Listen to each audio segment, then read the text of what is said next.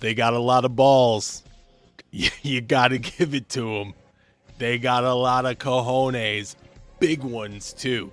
Some could even say grapefruits. It's the Wrestling Old Head. I am giving you my instant reaction for WWE SummerSlam 2025 Night 2. Just concluded. I'm going to give you my instant reaction. This is probably going to be out sometime this morning as you're listening to this. I am recording this directly at the conclusion of SummerSlam 2025 Night 2. This was the first ever two-night SummerSlam, 38th annual SummerSlam. And we're going to break this on down like a shotgun. This isn't going to be as extensive as my Night 1 was. Night 1, I got to kind of sit with what had just transpired for Night 1, and I was just kind of giving you my thoughts as I had gathered them, the notes, and this is just instant reaction off the top of the head, freestyle. And this was certainly an event that is going to be remembered for the main event. And we're going to get to that later, as well as my thoughts on that. But right now we're going to talk about the opening match, Naomi against Rhea Ripley and Io Sky triple threat match for the Women's World Championship. Another great opener. Very much mirrored the triple threat from WrestleMania 41 that was basically the same two players involved, Rhea Ripley and Io Sky. Rhea Ripley still trying to get a victory over Io Sky. Unfortunately, unsuccessful. In the WrestleMania 41 triple threat, they had Bianca Belair instead of Naomi involved, and this time they have Naomi. Naomi got a grand entrance with her father playing guitar on her way to the ring. That was probably the most face thing I've ever seen a heel do. She was legitimately choked up walking to the ring. How can you not be in favor of Naomi winning after such a great moment like that? I have no idea. But this was a well-told story, the story of Rhea and Io trying to team up to thwart the attack of Naomi so that they can settle their differences in the ring. And just as Rhea Ripley is going for her first victory over Io Sky, Naomi took advantage, ever the opportunist, and rolls up Rhea with a handful of tights to get the win. They are telling the story of Rhea Ripley's redemption arc here. I believe in October there's going to be a WWE PLE in Australia. So they have a lot of time to build to Rhea Ripley finally beating Io Sky, or finally having a great match with Stephanie Vaquer. They're gonna do something to tell a story of Rhea Ripley finally conquering and winning the women's championship again. So they've got a long way to go. I mean, well, not as long as you would think. I mean, you've got the rest of August, you've got September, and going into October. So you still have some time to tell that story. Rhea Ripley has been absent as far as winning the WWE World Championship for the women's division for a while now. And I think that's the story that they're telling. So it's all about the patience. I understand what they're doing here. Naomi needed this win, not so much for the entrance that she got with her father, but more so that she had just recently won the Women's World Championship and she is building so much momentum. The proceed with caution is getting over. There's one thing that I would like to see from Naomi, this is just a personal preference, is for her to lean into the psycho a little bit more. Her entrance should be insane, and I feel like there is still shades of previous iterations of Naomi within her entrance. Her promos, her in-ring action is totally, aside from some of her few, finishing maneuvers or signature moves that she's still using, is basically she is adjusted to become more of a heel, and I love it. The weasel aspects, all of that I'm in favor of. But I would love to see her lean into the psycho aspects, the insane, the snapping, the wild-eyed and all of that. And I feel like that's on the precipice of actually happening. We just need to get there, I have all the confidence in the world that Naomi is going to get there. That's just a personal thing for me that I would like to see, but it doesn't necessarily have to play out. That's just something that I noticed within her character. Some of her vignettes that she had when she first got into the character. I thought we would have seen more of that. The 1,000-yard stare, the crazy eyes, her hiding behind glass and coming out and going wild. That's something that I thought we would have seen more of, especially for the SummerSlam entrance. But I definitely thought it was a nice touch to have her father come out and play guitar. What a great moment for her. As far as the match goes, it was a great opening match, and it was an even better women's triple threat match in my opinion. This would be one of the matches of the nights had they not had the six-pack TLC match follow that. This was one of the greatest TLC matches that I've ever seen. I know a lot of people are all into hyperbole and whatnot. These guys stole the show. These guys did it all. I mean, one of the things that was so hilarious was that the Wyatt Six, who came out victorious, Wyatt Six defeating Andrade, Rey Fenix, DIY, Fraxium, Motor City Machine Guns, and Street Profits in this triple threat match. One of the funniest things about this match was that the Wyatt Six had the least amount of dangerous spots, I should say, in this match. I mean, everybody else just basically murdered themselves. It was insanity. And Candice LeRae is psychotic. I thought her elbow was going to pop out of socket with that spot coming off the ladder. Completely insane. Seeing Fraxium, Motor City Machine Guns, and especially Joe Gacy in front of such a big stadium felt so awesome. Really happy this made the card, and somehow it over-delivered again. That Tommaso Ciampa spot was the most impressive thing I might have ever seen in a ladder match. The insane strength and timing and core strength that he exhibited, and everyone involved did their thing. This was a show stealer. I gone in thinking that we would have seen Fraxium or Andrade and Rey Fenix winning here, but I think in order to gain the momentum that the Wyatt Six is having right now, I think it was the right move to have them retain here.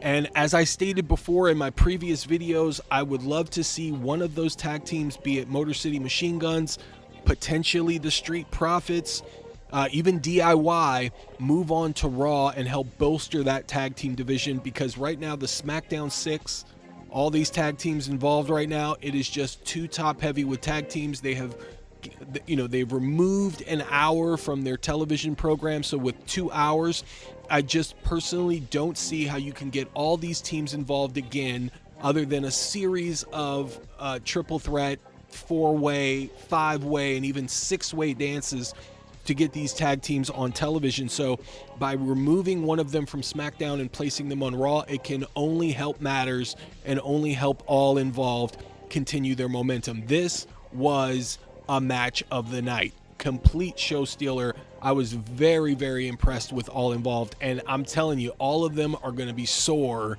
in the morning. Becky Lynch retains her WWE Women's Intercontinental Championship by defeating Lyra Valkyria. Since Becky Lynch won, Valkyria can no longer challenge for the title for as long as Lynch is champion. Definitely something that I predicted was that Bayley was going to come out, get involved somehow, and it happened exactly as I predicted, which is Bayley accidentally hits Lyra, costing her the match. Very interesting way for this story to play out. Now you can continue the feud between Bayley and Lyra Valkyria, and Becky Lynch can move on to another challenger. Who that challenger may be, it can be anybody. I mean, Stephanie Vaquer has been roaming around, although she is next in line for a Women's World Championship match, so her and Naomi is pretty much penciled in at this point. You also have Jordynne Grace potentially roaming around, could be called up from NXT at any point. So I would look out for something like that. There are definitely a lot of options for Becky Lynch at this point. I'm very excited to see what they do with her as the WWE Women's Intercontinental Championship. With that aside, this match was way too long for the stipulation, in my opinion. Going almost 30 minutes, and the crowd was not as loud as I thought. Now, it's possible that they could have had mic issues, that the way that this was going, but this crowd was not into it the way that I would have thought. And I think it was because of how long this match ran. And they did tell a great story. And I think for the most part, they did a great job in the ring of telling that story. But with the crowd not into it, it definitely affects a match, in my opinion. The crowd playing a factor is so important with the crowd. I mean, I hate to sound like Dave Meltzer here, but with the crowd not being involved, it definitely takes away some of the excitement for the match, in my opinion. I could watch an empty arena match. I definitely did when The Rock and Mankind had their empty arena match for Sunday Night Heat, and I've watched some of the older empty arena matches that we have seen over the years. One that comes to mind for me is Terry Funk and Jerry Lawler in 1981 when they had their empty arena match. Very much a classic. If you can track that one down, go and watch it. That's kind of a throwback to when I was doing tape trading way back in the day. That's an empty arena match that I would go out of your way to track down and watch. So you can do it without the crowd reaction, but for something as big as this stadium, you kind of need the ambiance of the crowd participating in some form. And when Bayley showed up, the crowd definitely woke up and they got a reaction there. But for some of the bigger moments, like Becky Lynch bringing out a toolbox and Lyra having a crowbar to combat Becky Lynch's Singapore cane, I just really felt that the crowd wasn't responding the way that I would have liked to see them respond. All that aside, this was a great match, and the two ladies involved did a great job of establishing their story. And I thought it was the right move to not have Lyra win the championship here. However, I did predict Lyra to win. I did expect Bayley to get involved here, but I didn't think it was to cost Lyra the match. But as the weeks progressed, I did start to feel like in the back of my head that was probably going to happen. And in a steel cage match, Solo Sikoa defeats Jacob Fatu by escaping the cage, a very heel-like maneuver by escaping the cage, which was so weird that Damian Priest did that in his cage with Drew McIntyre, but I digress. I really expected Tama Tonga to show up in some form or another to even the odds against the MFT. We have not seen Tama Tonga since he went out with an injury, and the last time we saw him, I felt like he was really getting over with his catchphrase, the yeah. And I would have liked to see him paired with Jacob Fatu and Jimmy Uso here to combat Solo Sikoa, JC Mateo, Tala Tonga, and Tonga Loa. However, that didn't happen. I feel like if Tama Tonga comes back with the MFT, they are so deep with their stable that there's really not a whole lot of people there, a whole lot of stables aside from, maybe the Wyatt Six, that can really be formidable opponents for this stable. So to even the odds a bit, I felt like it would be nice to bring Tama Tonga over to that side. But as it stands, Jacob Fatu loses here in this steel cage match. Tama Tonga was definitely a cause of this loss, being involved in this match. And, Jimmy Uso tried to make the save a couple of times, but they were definitely outnumbered. Post-match beatdown from Jacob Fatu. He gets his revenge and does the moonsault off the top of the cage onto JC Mateo and Tonga Loa. Very interesting move there. I thought that it was going to be involved in the match. I thought we were going to see Jacob Fatu do that to win the match. However, that wasn't the case. I think there's a story in the chase here with Jacob Fatu trying to chase to get the title back, Solo Sikoa retaining the United States Championship to further their program going out for the rest of the year. I definitely feel like we're going to get some sort of a War Games involved, but as far as the participants, it's going to be interesting to see who they get involved. Is Sami Zayn and Jey Uso going to come out and help Jimmy Uso and Jacob Fatu in this scenario to even up the odds?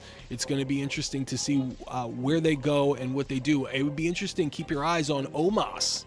Now, we haven't seen Omos in a while. Now, Omos and Tala Tonga going face-to-face could be some huge stuff there. So maybe they're holding out for Omos to come out and help Jacob Fatu and Jimmy Uso. Just a thought, just something I'm throwing out there. And then, you can add Jey Uso as well.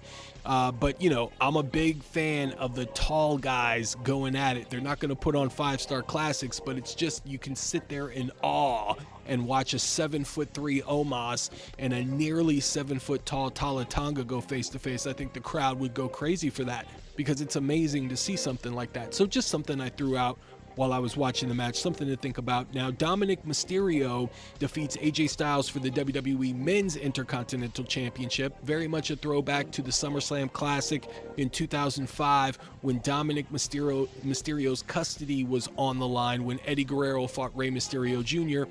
Dominic Mysterio comes out paying homage to his father, Rey Mysterio, with the skull themed outfit, and of course AJ Styles comes out paying homage to Eddie Guerrero. And then in the conclusion of the match, one of the final story beats was Dominic Mysterio unlacing his boot so that when AJ Styles goes for the calf crusher, he can escape by removing his shoe and then going about getting the win with the frog splash. So I thought that was a very nice touch. Roxanne not being involved was very interesting because I felt like she was going to play a role in the conclusion of this match. However, they did not go in that direction, which I felt was very interesting, to be honest with you. But, you know, they can always play that out later. And like I said, Liv Morgan, I stated this in night one of my review for SummerSlam night one, was that Liv Morgan is probably going to be out for the rest of the year. So they definitely have time to start involving Roxanne in some of Dominic Mysterio's matches. And there's a whole story to tell with Dominic Mysterio's Intercontinental Championship reign, where he starts to find ways to get out and escape defeat. So, you know, him going into AAA with the Intercontinental Championship, there's a lot there going. They can also have him as a double champion by winning the Mega Championship, although in my personal opinion, I feel like the odds-on favorite to win the Mega Championship is El Grande Americano, one of the versions of Grande Americano, whether it be Pete Dunne, Ludwig Kaiser, or maybe even the return of Chad Gable, so I would keep your eyes on that.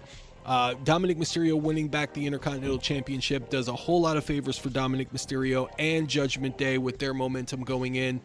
And this was just a fantastic match, in my opinion, as well. So far, we've had 3 matches that in my opinion, I think you should go out and see. Now, is Dominic Mysterio and AJ Styles a Match of the Year candidate? I don't think so. But it was definitely a fun match. And AJ Styles and Dominic Mysterio have a lot of great chemistry. So definitely go out of your way to check that out. Now, up until this point, I started to notice that this was a very stipulation-heavy show. There were a lot of heels retaining, including Naomi retaining in the opening match, and as I said in night one's review, WWE books a tale of the open and end. If it opens with a happy feel-good moment, you might get a screw job at the end, and of course, vice versa. So with all champions retaining and the way that it opened up the show with Naomi retaining, and I just personally felt like at this point that it was almost 100% chance that Cody Rhodes was going to win the world championship here. I wouldn't see, in my opinion, I did not think that John Cena was going to go 2-0 against their future in Cody Rhodes. They have got the battery charged in the back of Cody Rhodes. Why would you have him lose again to John Cena while John Cena is about to bow out gracefully? And they definitely pivoted at some point. I don't know why. Well, I guess I do know why, because of what happened in the post-match after Cody Rhodes got the victory and let John Cena have his moment. But I still don't know why they wouldn't have turned him mid-match. You know, using the crowd as inspiration, motivation to wake him out of his slumber, and then after all of that, apologize to Cody after Cody beats him, and then they have the hug out moment. But I guess you wouldn't have gotten the entrance, you wouldn't have gotten the crowd, like, you know, almost unanimously cheering for John Cena here. It was very reminiscent of The Rock and Hollywood Hogan at WrestleMania in Toronto. It definitely had the same kind of idea, passing of the torch. The older legend getting cheered by the crowd because they want to see him in one of his last matches, and the hero, the young hero, the successor, the future is booed because they don't want to see the guy they grew up with as a hero lose, you know. So I don't even know if there is a WrestleMania match between Cody Rhodes and John Cena anymore. I don't know if there ever was one. I call this a wash. I think that this was infinitely better than that match, and I'm not sure we have seen a better John Cena match since his PWG Cena days against guys like Rollins, Owens, Styles. Like he said, I can't do any better than that, and more than exceeded it. No bullshit, except the dozens of finishers. I think they had to have a face Rhodes or face Cena after last night to eventually work with guys like Rollins etc. And I haven't seen Cena move like that since his AJ Styles feud. That was a classic performance from John Cena in the twilight of his career. Hell, this could have been John Cena's retirement match right here. I don't know how they'll top this in the coming months. Cena couldn't wrestle like this until his movie was done. It's got to be the Occam's razor explanation, because there is no way to actually explain how he was able to churn out a performance like that. Just an amazing match all around. I can't say anything more about it. It was an amazing match. I was smiling from ear to ear while I was watching it. A lot of emotion, the crowd invested. I mean, these are just all bits and pieces of the recipe that make a full ingredient of why I like professional wrestling right here. And now for the post-match, which you've all been waiting for. My opinion on the return of Brock Lesnar. So if the Lesnar return was a late call, then it seems to be the reason for Cena's sudden turn back to babyface. But where did Cody Rhodes go? I mean, nobody came out to help Cena. I bet you Cody after the match was like, that looks like a whole lot of not my problem right there. This might have been the second, by the way, before I get into Brock Lesnar, this might have been the second longest match of John Cena's career. I mean, it was definitely longer than the brawl in They Live between Roddy Piper. All right, enough kidding around. Brock Lesnar at 48 makes a return that literally no one could have predicted. This is certainly an understatement to say that this is going to be the talk of professional wrestling with a ton of mixed reactions. Where is the value in Brock Lesnar? For however many dates you have Brock, you have a few options here. Of course, you have John Cena and Brock Lesnar, and they're going to have that sooner rather than later. I don't believe that they're going to try to draw that out. You have a Punk match. You have a Roman Reigns match. We've seen that more times than I can count. More times than John Cena and Randy Orton, I'll tell you that much. You have a Jacob Fatu match. I would really like to see that. All gas, no brakes against the Beast incarnate. You have Braun Breaker. You have Bronson Reed. And of course, you have Gunther. Gunther is, of course, the match that we all expected to get before the controversy that shrouded Brock began. And he was subsequently removed from the WWE after that. Could you even imagine something like Logan Paul against Brock Lesnar? I think certain fans' heads would collectively explode if you got a match like that. Who do they boo? Who do they call a piece of shit? And I wouldn't be a fan if I didn't name drop Karrion Kross here. A match that can certainly make someone like Kross an instant superstar if they had a match. If I didn't mention Jasper Troy, who's made a certain name for himself coming out of LFG and getting big wins over guys like Ricky Saints in LFG and NXT rather. And Obafemi. He's the ruler. So in order to really rule the world, you're going to have to go through Suplex City, right? Some would say. Obafemi and Brock Lesnar. Let that sink in. But I know what you're thinking, wrestling old head. Before you get to John Cena, you got to talk about what your thoughts are on Brock Lesnar. If you watched my Hulk Hogan video, I explained to you, human beings are not perfect. There is no pure 100% without flaws, without problems, without moments of weakness, without moments of being stupid. On this planet, there's not one. Everybody has had to look in the mirror and for one moment or another, sometimes for longer, show disappointment in oneself. You've looked in the mirror. Hopefully you have. And you've regretted something that you did. It just wasn't shown on TMZ. It wasn't broadcast all over the world. And I know what you're thinking. They asked for it, right? It's what happens when you become a famous sports star, athlete, professional wrestler, actor, musician. And you might be right.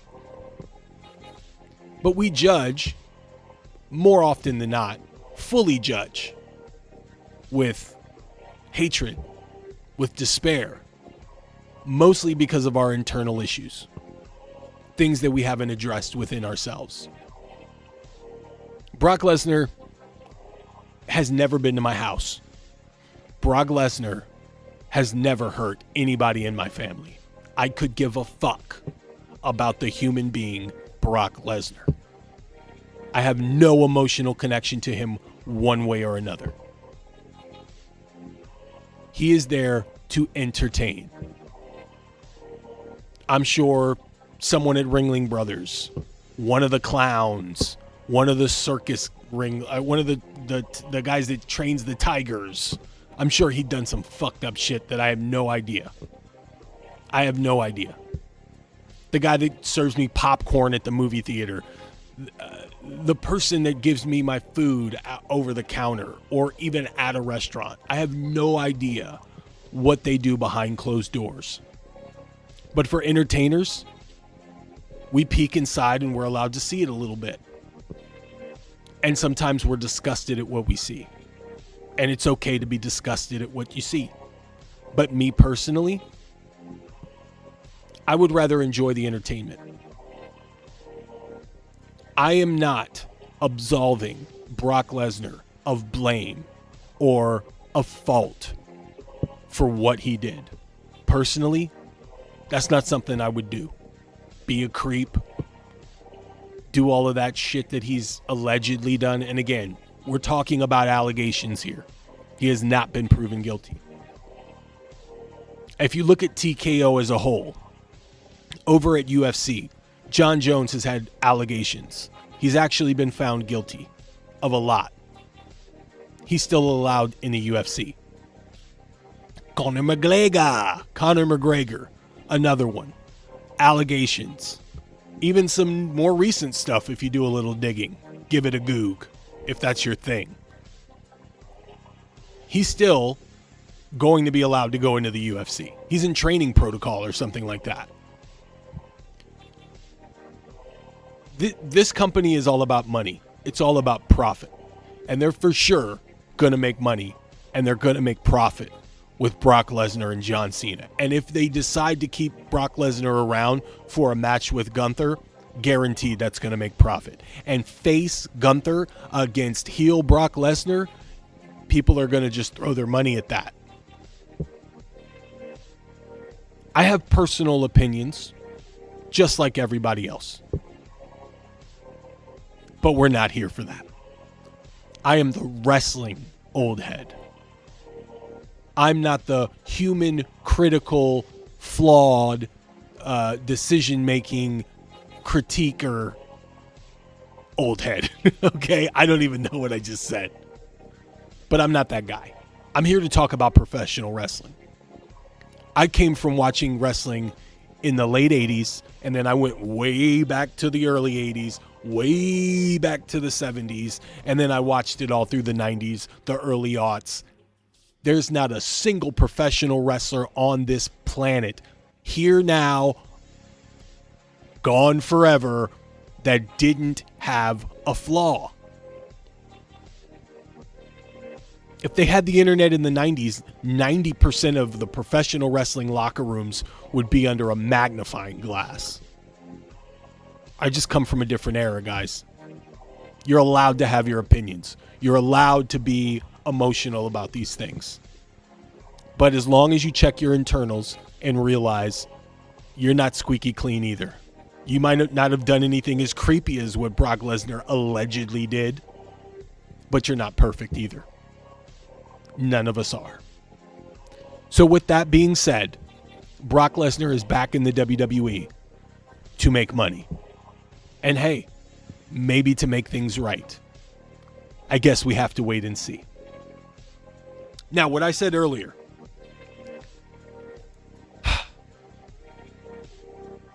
John Cena is probably going out in his final match against Gunther, which I think is the right move. Gunther's going to be a face after this if he does the right thing. But I think Gunther is going to beat John Cena because I think you get more emotionality out of John Cena losing than if he goes out winning. I think the crowd, you're going to see shots of kids crying. You're going to see shots of grown men crying when Gunther walks away after shaking John Cena's hand and leaving John Cena in the ring the way that we kind of got a preview of that after SummerSlam with Cody Rhodes. And this time you're not going to see anybody come out. This time, John Cena is going to be left in that ring to look at the crowd, and we may even see John Cena cry. And what would be a phenomenal touch is if the entire locker room empties out, walks on that stage, and applauds John Cena. I can see it now. And as a wrestling old head, I am no oracle. This isn't a prediction, this is a spoiler, even though I have said that in the past. I've been wrong. But I can see that happening. Whether it's Gunther, whether it's Braun Breaker, whether it's a legend, John Cena is going to go out with a loss because that's what John Cena would do. And they're going to give him the celebrity treatment in his final match. And hey, it's probably going to happen on NBC. And I guarantee you they're going to leave enough time for him to have that celebratory moment too. They're not going to cut that short. As far as the SummerSlam event in total, from night 1 to night 2, I know that they do their commercials and their movie trailers and previews of other events in between the matches. I think they could have switched it up a little bit with some backstage interviews, but I'm just an old school guy. And I realize that's something they have used more on Raw than on their PLEs.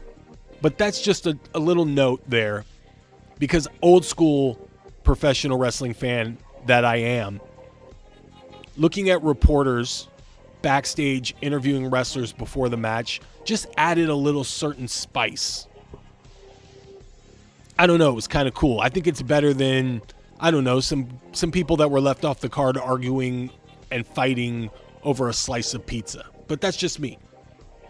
Other than that, this layout and the way that certain matches went through really reminded me of like 90s WWF, where you had a great opening match, and then in between you had some stuff happen. You had a little excitement. You had some pieces moving, some stories, progressing. But it really is a story of the opening match and the main event. Very few exceptions. I love Dominic Mysterio and AJ Styles. I love the 6-team TLC match. Incredible stuff. I love the triple threat between Naomi, Rhea Ripley, and Io Sky. I was a fan of Becky Lynch and Lyra, although it went a little bit long in my opinion. I felt like they could have consolidated it, given the stipulation. As I said before, I felt there were a lot of stipulations in Night 2. It was almost a little much because they all kind of ran together. I love John Cena and Cody Rhodes. I think maybe not the match of the night, but definitely the big match feel of the night. Really made it feel like something special. Really made it feel like SummerSlam. Gunther and CM Punk, although choppy at points, was a clinic. I really feel like there's not one person that couldn't work with Gunther and come out with chemistry. The Seth Rollins surprise was great, although We all saw it coming. And Brock Lesnar returning, whether you like him or not, it's going to get the people talking. And hopefully after Brock Lesnar and John Cena and, now Goldberg walk out through the curtains into the pantheon of legends, we can usher in an era where there are new legends at the top of the card. Hopefully once these legends bow out, we can make way for some new legends. Guys like Braun Breaker. Guys like Gunther. Guys like Karrion Kross. Love him or hate him. Guys like Austin Theory. Give that guy some time. But he's going to be special. Guys like Ethan Page. Guys like Obafemi. Trick Williams. They're almost there. Let's give them a shot. SummerSlam was eventful. Was it the best SummerSlam I've ever seen? Absolutely not. But this is the first time they've done a night 1 and a night 2.